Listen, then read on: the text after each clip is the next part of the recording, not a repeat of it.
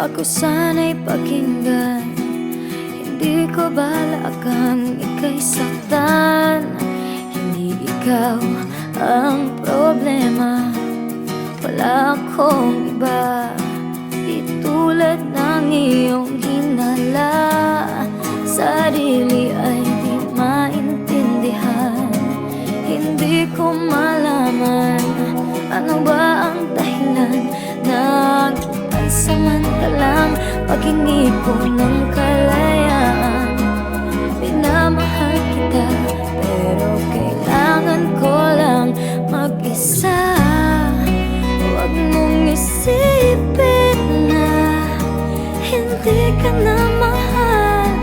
Sarili ko'y hahanapin ko lang, at ang panahon at ang oras ng aking pagkawala ay para rin sa ating dalawa.